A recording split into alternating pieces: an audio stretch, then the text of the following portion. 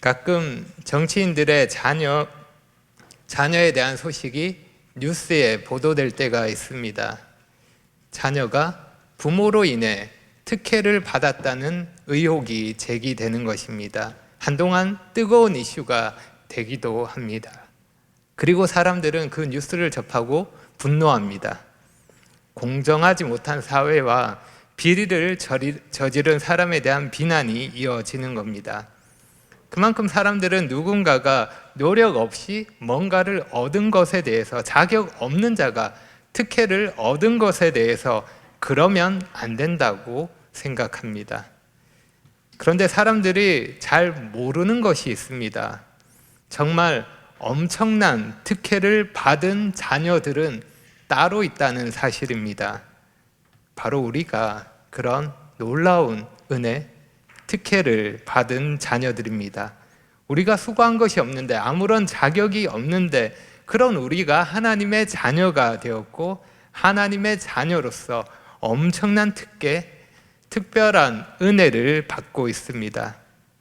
사람들은 하나님의 자녀가 얼마나 큰 특혜를 받고 있는지 모르기에 그것에 대해서 모르고 이해하지 못합니다. 이 특혜를 제대로 알고 그 가치를 이해한다면 아마 가만히 있지 않을 것입니다. 만약 뉴스에 나온다면 이런 제목이 붙을 수 있습니다. 특혜 이 정도일 줄이야. 상상을 뛰어넘어. 그런데 정작 이 특혜를 누리고 있는, 이 특혜를 받은 우리는 이 특혜에 대해서 어떻게 생각하고 있는지요? 우리는 우리가 받은 특혜에 대해서 제대로 알고 그 가치를 이해하고 있는지요? 만약 그렇지 않다면 우리는 마땅히 누릴 수 있는 특혜를 놓치게 될 것입니다. 내가 받은 특혜를 잃어버릴 수 있고, 또 모름으로 인해서 그냥 놓칠 수도 있는 것입니다. 하나님을 믿지 않는 사람들에게는 당연한 일입니다. 하지만 하나님을 믿는 우리에게는 그런 놓치는 일이 없어야 할 것입니다. 믿는 자의 삶을 두고 오해하고 그 가치를 모르는 사람들에게는 그 특혜를 모르는 것이 당연하지만 우리는 아니라는 것입니다. 우리가 받은 특혜를 모른다면 그만큼 우리는 하나님에 대한 감사함을 잃어버릴 수 있을 것입니다. 그만큼 우리는 삶에서 내가 누릴 수 있는 특혜를 경험하지 못할 것입니다. 그만큼 우리는 받은 특혜를 잘 알고 잘 챙겨야 하는 것입니다. 그래서 우리가 하나님의 자녀가 받은 특혜가 무엇인지 알면 하나님의 자녀가 어떤 사람인지도 알 수 있습니다. 우리가 하나님의 자녀, 하나님의 아들, 하나님의 딸이 되었다는 사실은 우리에게 이 땅을 살아가는 이유가 무엇인지 알게 하고 살아갈 수 있는 힘과 지혜를 주는 것이기 때문입니다. 그만큼 하나님의 자녀가 되었다는 것은 놀랍고 대단한 일입니다. 오늘 본문에서 우리는 우리에 대한 그러한 표현을, 그 놀라운 표현을 볼 수 있습니다. 하나님의 아들, 그리고 하나님의 자녀라는 표현이 로마서에서 처음으로 등장합니다. 우리는 오늘 본문을 통해서 누가 하나님의 자녀인지, 그리고 하나님의 자녀가 누리는 특혜가 무엇인지 생각할 수 있습니다. 8장에 들어와서 바울은 특별히 성령님을 강조하고 있는데 그 성령님이 어떤 일을 하시는지 말씀하고 있습니다. 성령님은 우리로 하여금 하나님의 자녀가 되게 하십니다. 하나님께서 성령님의 역사하심을 통해서 우리를 자녀로 삼으시는 것입니다. 그래서 성령님이 하시는 일, 오늘 본문과 지난 본문을 비교해서 생각해 보면 이렇게 정리할 수 있습니다. 지난 본문 1절에서 13절까지의 성령님은 생명의 영으로서 우리에게 생명을 주십니다. 그리고 오늘 본문 14절에서 17절까지 성령님은 양자의 영으로서 우리를 자녀 되게 하십니다. 그래서 우리는 생명을 가진 자녀로서 하나님을 아버지라 부를 수 있는 것입니다. 그러면 하나님이 우리의 아버지 되신다는 사실, 그 사실로 인해서 우리가 누릴 수 있는 특혜가 무엇일까요? 아주 많이 있지만 그 중에서 오늘 본문에서 말씀하고 있는 것 세 가지를 살펴보겠습니다. 먼저 하나님의 자녀로서 우리가 받는 특혜, 첫째는 인도함입니다. 인도함. 14절을 보겠습니다.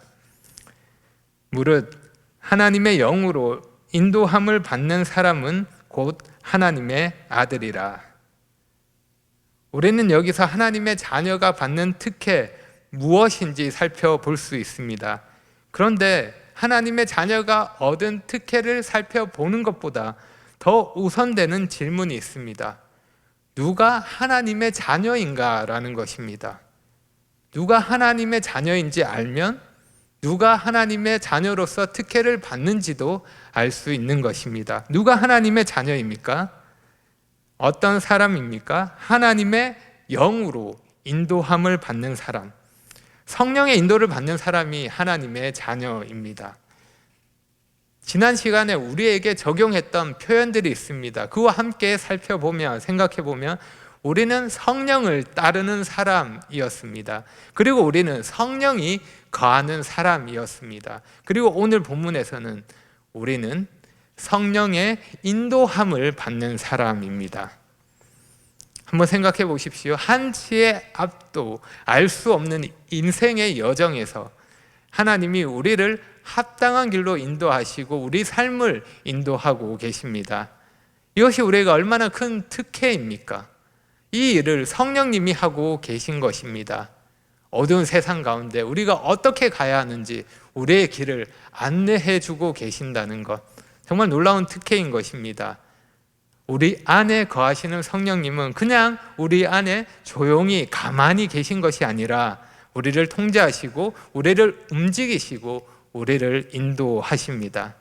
그 선하신 뜻 가운데 역사하셔서 우리의 삶을 주관하고 계신 것입니다. 이것은 성령이 거하는 자, 하나님의 자녀만이 누릴 수 있는 특권입니다. 그 안에 성령님이 계시지 않는 사람, 믿지 않는 사람에게는, 거듭나지 않은 사람에게는 있을 수 없는 일입니다. 하나님의 자녀만이 성령의 인도함을 받을 수 있는 것입니다. 그럼 여기서 이런 질문이 생깁니다. 어떻게 인도함을 받을 수 있을까요? 성경을 보면 성령님이 다양한 방법으로 사람들을 인도하십니다. 특별한 방법으로 직접 말씀하셔서 그 뜻을 전달하실 때도 있고, 성령으로 충만하게 하셔서 놀라운 능력을 나타내심으로 인도하시기도 합니다. 그 마음에 선한 소원을 주셔서 하나님의 일을 행하기도 하십니다. 성령님은 그 뜻대로 다양한 방법으로 사람들을 인도하십니다.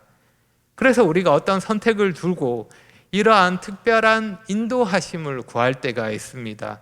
고민이 되는 겁니다. 어떤 선택을 할지, 내 앞길이 어떻게 될지 모르니까 그러한 인도하심을 구하게 됩니다. 성령님의 인도하심을 받으면 우리가 더 좋은 선택을 할 수 있고 또 실수를 피할 수 있고 좋은 결과를 얻을 수 있기 때문에 그러한 고민을 하며 인도하심을 구하는 것입니다. 그런데 우리가 오늘 본문을 좀 더 자세하게 살펴보면 그런 선택에 있어서 우리가 어떻게 해야 하는지, 하나님의 인도하심을 구할 때 기억해야 하는 중요한 원리를 알 수 있습니다. 14절 말씀이 어떻게 시작하고 있습니까? 무릇이라고 시작하고 있습니다. 이유를 설명하는 접속사를 번역한 것입니다. 그래서 14절은 13절의 이유가 된다는 것입니다. 그래서 14절은 13절의 이유를 설명하고 있고 서로 연결되어 있습니다. 따로 생각하는 것이 아닙니다. 13절 무엇을 말씀하고 있습니까? 성령님이 우리 안에 거하심으로, 우리가 그 성령의 능력으로 우리 안에 있는 몸의 행실, 죄의 본성을 죽여야 한다는 것을 말씀하고 있습니다. 그럴 때 우리가 내 안에서 벌어지는 전쟁에서 승리하며 살 수 있는 것입니다.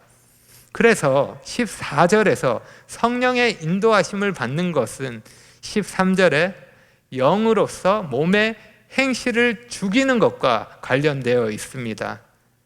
우리가 성령의 능력으로 죄의 본성을 죽이며 살면, 그렇게 우리가 성령의 통제를 받으면, 그렇게 성령의 소욕에 따라 살면 그것이 성령의 인도함을 받는 것입니다.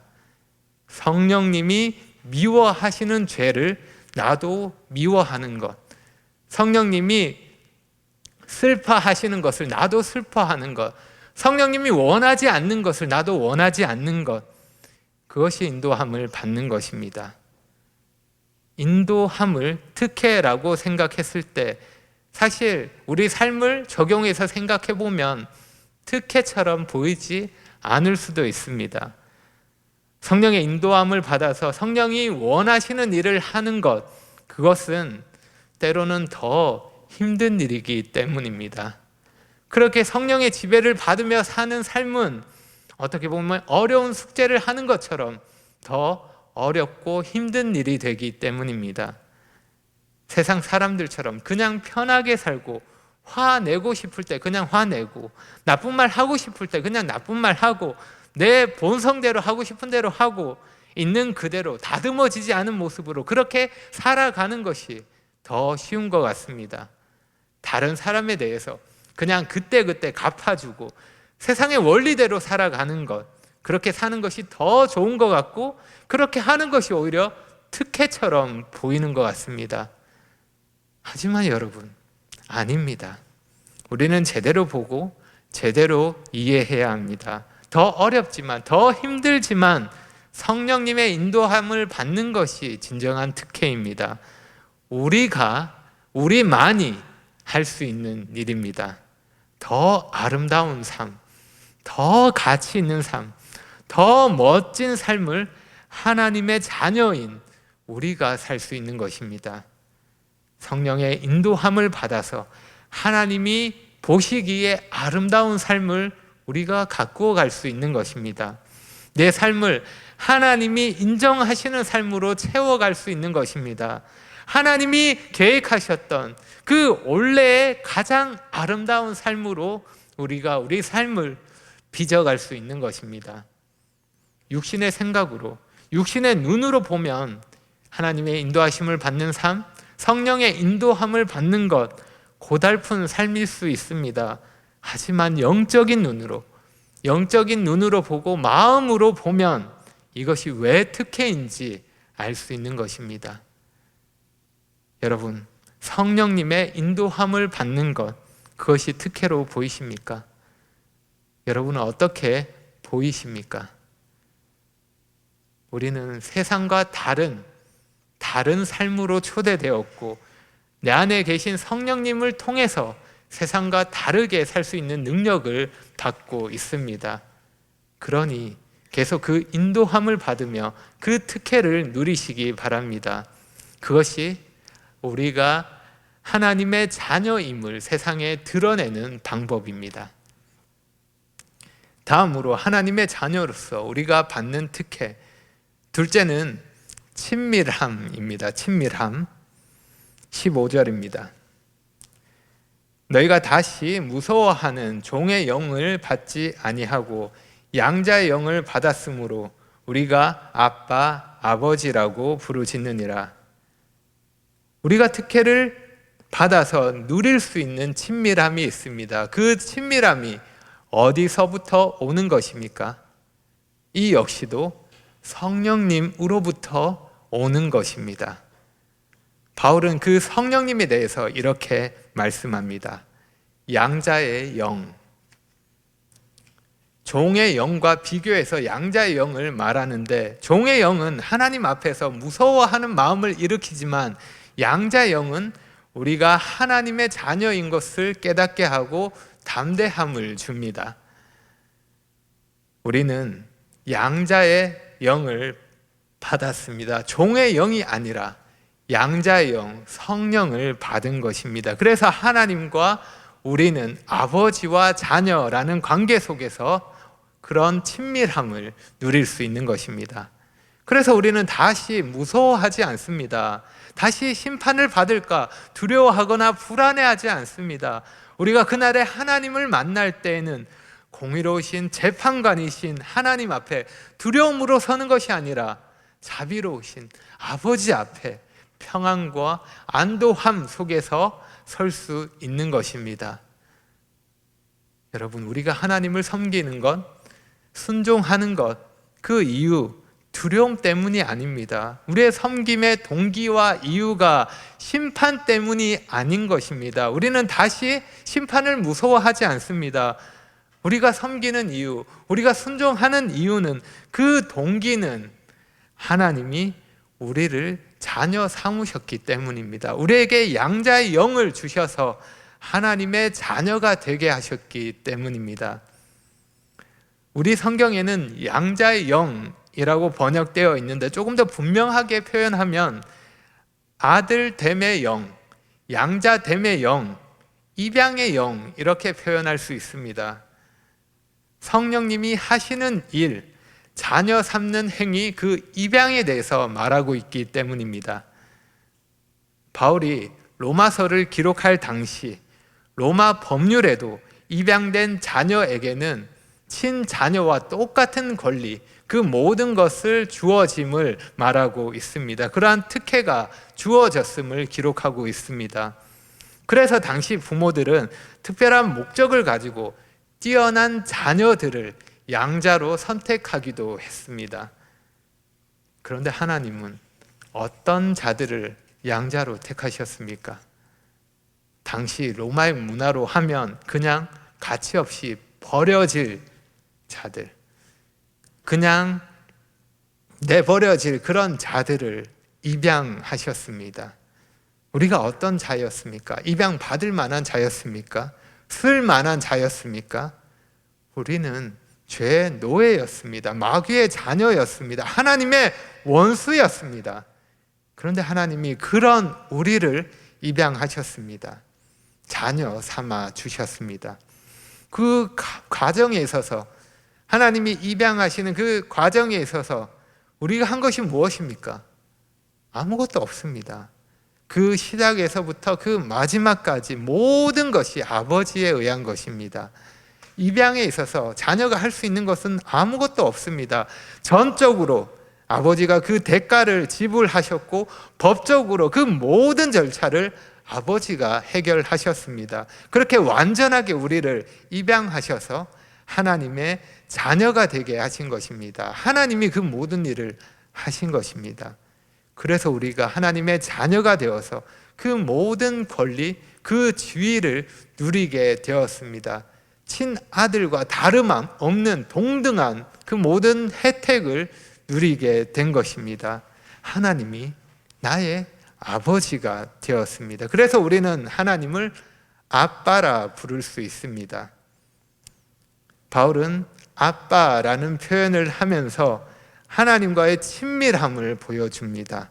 아빠라는 이 표현은 예수님이 하나님께 기도하셨을 때 사용했던 표현입니다. 그 친밀함을 잘 보여주는 표현입니다. 하나님은 우리에게서 멀리 떨어져 계시는 그런 분이 아니십니다. 우리가 그냥 이론적으로 알고 머리로 알고 그냥 책으로만 보는 그런 분이 아니십니다. 하나님은 우리 속에서만, 우리 머리 속에서만 계시는 그런 분이 아닙니다. 하나님은 우리의 아버지 되시고, 우리는 아들과 아버지라는 놀라운 관계 속에서, 그 친밀함 속에서 아버지 하나님을 알아갈 수 있는 것입니다. 놀라운 특혜입니다. 루터는 이 아빠라는 말에 대해서 이렇게 말합니다. 잠시 읽어 드리겠습니다. 이것은 작은 한마디 말에 지나지 않지만 그럼에도 불구하고 모든 것을 포함하는 말입니다. 아빠는 입으로 말하는 것이 아니라 가슴으로 말하는 것입니다. 그리스도로 인해 나는 하나님의 자녀가 되었고, 하나님은 나의 아버지가 되셨습니다.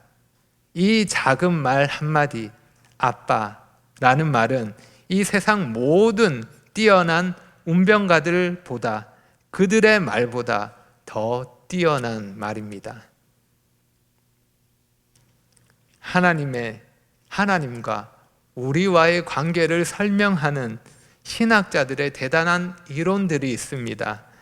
뛰어난 설교자들의 감동적인 묘사와 외침들이 있습니다. 하지만 그 많은 것들이 있다 하더라도 내 마음속에서 진심으로 우러나오는 아빠라는 이 한마디 말보다 더 대단하지는 않을 것입니다. 우리는 하나님을 아빠라고 부를 수 있습니다. 하나님을 아빠라 부르며 하나님의 자녀로서 그러한 친밀함을 누릴 수 있는 특혜, 우리가 가지고 있는 놀라운 은혜입니다. 그리고 그 은혜를 성령님이 계속해서 역사하심으로 우리가 누릴 수 있습니다. 성령님의 계속되는 사역이라고 볼 수 있습니다. 16절에서 이렇게 말씀합니다. 성령님이 친히 우리 영과 더불어 우리가 하나님의 자녀인 것을 증언하시나니, 성령님의 계속되는 사역입니다. 성령님이 증언하신다는 표현, 이 말이 현재형으로 표현되어 있습니다. 성령님이 계속해서 이 일을 하고 계신다는 것을 말해주는 것입니다. 성령님은 우리로 하여금 하나님의 자녀가 되게 하실 뿐만 아니라 계속해서 우리가 하나님의 자녀라는 사실을 깨닫게 하십니다. 계속해서 이 사실을 증언하시는 것입니다. 성령님이 친히 우리 영과 더불어서 우리가 하나님의 자녀인 것을 알게 하십니다. 우리 영과 더불어 증언하신다는 것은 우리 존재에 있어서 가장 깊은 곳, 그 깊은 곳에 영향을 준다는 것을 강조하는 표현이라 볼 수 있습니다. 성령님은 우리가 하나님의 자녀라는 것을 우리 존재의 그 깊은 곳에서부터 알게 하시며 확증하십니다. 그 친밀함을 누릴 수 있도록, 그 친밀함에 나아갈 수 있도록 우리를 인도하시는 것입니다. 생각해 보십시오. 정말 좋은 사람, 선한 사람, 그렇게 멋진 사람은 우리가 가까이 하고 싶습니다. 정말 좋은 사람을 가까이 하고, 가까이 하면 할수록 우리는 그 사람을 통해서 더 배우게 되고 더 닮아가게 됩니다. 정말 좋은 사람을 가까이 할 수 있는 것, 그것 자체가 은혜인 것입니다. 하나님이 우리에게 있어서 그런 분이십니다. 우리는 그 좋으신 하나님, 그 놀라운 하나님과 가까이 할 수 있습니다. 친밀함을 누릴 수 있는 것입니다. 하지만 여러분, 잊지 마십시오. 하나님과 누리는 그 친밀함은 한 번으로 이루어지는 것이 아닙니다. 그분과 함께하는 시간, 그분과 함께하는 교제의 깊이, 그것에 따라 그 친밀함은 달라집니다. 그러니 하나님을 더 알아가시고 더 가까워지시고 더 닮아가기 위해서 그분과 함께 하시기를 바랍니다. 하나님과 서먹한 관계가 되지 마시기 바랍니다. 우리는 언제든지 어디서든지 하나님을 아빠라고 부르며 하나님께 달려갈 수 있습니다. 그 특혜를 놓치지 마시기 바랍니다. 마지막으로 하나님의 자녀로서 우리가 받는 특혜, 셋째는 상속함입니다. 상속함. 17절입니다. 자녀이면 또한 상속자, 곧 하나님의 상속자요 그리스도와 함께한 상속자니 우리가 그와 함께 영광을 받기 위하여 고난도 함께 받아야 할 것이니라. 하나님의 자녀로서 현재 우리가 누리고 있는 특혜에 대한 바울의 설명은 앞으로 우리가 온전히 누리게 될 특혜로 이어집니다. 그러한 설명이 현재에서부터 미래로 이어지는 것입니다. 우리는 현재 하나님의 자녀로서 인도함을 받으며 친밀함을 가집니다. 뿐만 아니라 우리는 미래에서 하나님의 자녀로서 그 놀라운 특혜를 누리게 됩니다. 이것은 우리가 받게 될 상속으로 이해할 수 있습니다. 우리가 하나님의 자녀가 되었기에 또한 우리는 하나님의 상속자가 되었습니다. 우리가 하나님의 자녀가 되었을 때 상속자로서 그 모든 특혜를 받은 것이 된 것입니다. 물론 우리는 그 모든 것을 지금 직접 누릴 수는 없습니다. 지금 당장은 아닙니다. 더 기다려야 합니다. 우리는 그날에 그 모든 것을, 그 모든 영광을 경험하게 될 것입니다. 이 땅에서 우리가 보는 것은, 직접 우리가 만나고 경험하는 것들은 완전하지 않습니다. 그래서 하나님은 우리에게 완전한 것을 주시기 위해서, 영광스러운 것을 주시기 위해서 지금이 아니라 조금 있다가, 조금 후에, 그날에 그 모든 것을 허락하십니다. 가장 좋은 것을 주시기 위해서 우리를 기다리게 하시는 것입니다. 우리의 상속은 이 땅에 속한 것이 아니기에 완전히 안전하고 확실합니다. 파산의 위험이나 가치가 변하거나 사라지지 않는 영원한 것입니다. 우리가 그런 놀라운 상속을 받을 수 있게 되었습니다. 어떻게 해요? 무엇을 근거로 받을 수 있습니까? 우리가 상속자가 되어서 상속함의 특혜를 누릴 수 있는 것, 우리가 그리스도와 연합되었기 때문입니다. 8장 1절의 표현으로 하면 우리가 그리스도 예수 안에 있는 자이기 때문입니다. 우리가 그리스도께 속하였고 그리스도와 연합되었기 때문에 그리스도와 함께 유업을 이을 자가 되었습니다. 17절의 표현으로 하면 그리스도와 함께한 상속자이기 때문입니다. 우리 홀로 된 것이 아니라 그리스도와 함께한 상속자이기 때문입니다. 우리 상속의 근거가 그분에게 있는 것입니다. 우리가 하나님 나라의 그 모든 영광을 받을 수 있는 것, 오직 그리스도 때문입니다. 이 모든 그날의 모든 특권과 축복, 그 완전한 실체는 이미 우리에게 확정되었습니다. 그리고 그날까지 하나님께서 보존하셨다가 그날에 우리에게 허락하실 것입니다. 그날에 우리가 온전히 누리게 될 것입니다. 그런데 그러기 위해서 한 가지 더 생각해야 할 것이 있습니다. 미래의 그 영광에는 현재의 고난이 따라온다는 것입니다. 우리는 고난이 있다는 사실을 놓쳐서는 안 됩니다. 그리스도께서 영광을 위해서 고난을 받으신 것처럼 우리도 그러합니다. 우리가 그리스도와 하나 되었기 때문에 그분과 함께 영광을 받을 뿐만 아니라 그분과 함께 고난도 받는 것입니다. 그리스도와 함께 할 때, 그분을 따를 때 우리에게 고난은 당연한 것입니다. 성경은 언제나 이것을 말씀합니다. 영광에 이르는 길에는 언제나 고난이 따른다는 것을 가르쳐 줍니다. 예수님이 가신 길이 그러했고 그분을 따르는 우리가 가야 할 길도 그러합니다. 사도 베드로는 미래의 영광을 위해 현재 받는 고난을 즐거워하라고 명령합니다. 그 영광을 바라보며 즐거워할 수 있는 것입니다.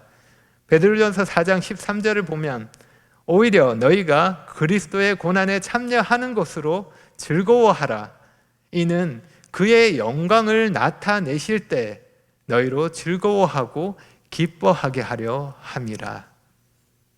우리가 그날의 영광을 바라볼 때 지금의 고난 속에서도 기뻐할 수 있습니다. 그래서 우리가 하나님의 자녀로서 고난 중에서도 다르게 반응할 수 있는 것입니다. 우리는 그날에 썩지 않고 더럽지 않고 쇠하지 않는 유업, 하나님이 하늘에 간직하신 그 유업을 기대할 수 있습니다.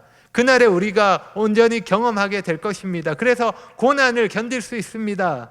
그런데 우리가 그날에 그 유업보다 더 기대하는 것이 있습니다.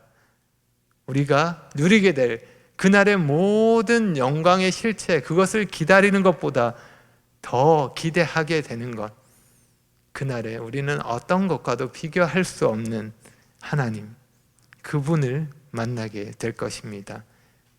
그것이 어떤 면에서는 우리에게 가장 놀라운 상속입니다. 우리는 직접 하나님의 영광을 보며 우리 주님을 만나게 될 것입니다. 어쩌면 이것이 우리가 하나님의 자녀로서 그날에 우리가 누리게 되는 그 어떤 것보다, 기대하게 되는 그 어떤 것보다 우리를 설레게 만드는 것입니다. 여러분은 그날에 주님을 만날 그날, 주님을 만날 것이 기다려지지 않으십니까? 오늘 말씀을 정리하겠습니다. 우리는 하나님의 자녀가 되었습니다. 그래서 자녀로서 다 이해할 수 없는 놀라운 특혜를 누립니다. 특혜가 이 정도였어? 놀랄 만큼, 감탄하며 표현할 만큼 그렇게 대단한 위대한 특혜를 누리고 있습니다. 현재 우리의 삶을 더 가치 있게 하고 더 아름답게 만드는 성령의 인도함을 받으며 하나님을 아빠라 부를 수 있는 그 친밀한 관계 가운데 하나님을 가까이 할 수 있습니다. 그리고 그날에 우리는 그 모든 하나님의 영광을 직접 바라보고 직접 누리게 될 것입니다. 하나님을 기쁨으로 만나게 될 것입니다. 우리가 하나님의 자녀이기에 누릴 수 있는 특권입니다. 그 놀라운 특혜인 것입니다. 그러니 여러분, 우리가 하나님의 자녀라는 사실, 그 사실을 기억하고 긍지를 가지며 살아가시기 바랍니다. 그렇게 긍지를 가지며 삽시다. 우리가 누구입니까? 전능하신 하나님의 자녀입니다. 모든 것을 주관하시고 다스리시는 창조주 하나님, 그분의 아들과 그분의 딸입니다. 우리는 하나님의 택하심을 받은 자이며 예수님의 피값이 지불된 자입니다. 얼마나 가치 있는 자입니까? 성령님이 우리 안에 거하십니다. 하나님이 우리 안에 거하십니다. 우리가 하나님이 거하시는 성전이 되었습니다. 하나님께서 그 영광을 위해서 우리 안에서 역사하고 계십니다. 우리는 하나님을 아빠라 부를 수 있는 자입니다. 그만큼 하나님과 가까운 사이입니다. 우리가 그런 엄청난 자입니다. 그러면 그런 우리가 이 땅에서 어떻게 살아야 하겠습니까? 하나님의 자녀로서 품격을 지키며 품위 있게 살아야 하지 않겠습니까? 그 신분에 걸맞는 삶을 살아야 하지 않겠습니까? 가끔 저는 제 자신을 돌아보며 채찍질 할 때가 있습니다. 정신 차려야지 하는 생각을 할 때가 있습니다. 어떨 때일까요? 그래도 내가 교회를 섬기는 일꾼인데, 부족하지만 자격 없지만 그래도 내가 교회를 인도하는 직분을 맡고 있는데 이러면 안 되지. 이렇게 살면 안 되지. 좀 더 잘해야지. 좀 더 참아야지. 다르게 살아야지. 더 주님을 생각해야지. 더 주님을 위해 살아야지. 그렇게 제 자신을 돌아볼 때가 있습니다. 우리가 하나님의 자녀라는 것을 생각하면 더 그래야 하지 않겠습니까? 우리가 하나님의 자녀인데 그러면 세상 사람들이 보기에 좀 다르게 살아야 하지 않겠습니까? 세상 사람들이 보고 다르다고 느낄 수 있어야 하지 않겠습니까? 그래도 내가 하나님의 자녀인데 유혹을 거절할 수 있어야 하지 않겠습니까?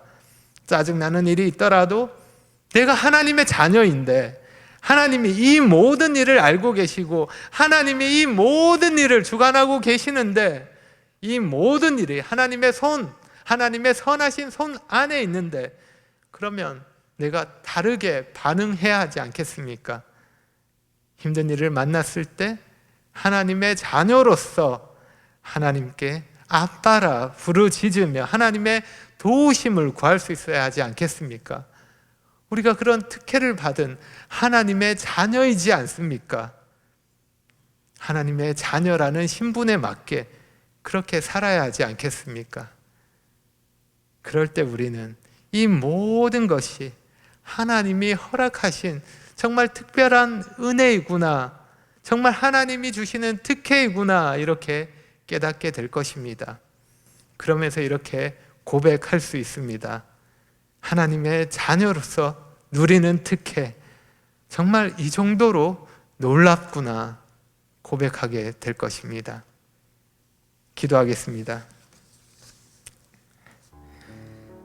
하나님 감사합니다. 자격 없는 자를 자녀 삼아주시고 한없는 은혜를 누리게 하심을 감사합니다.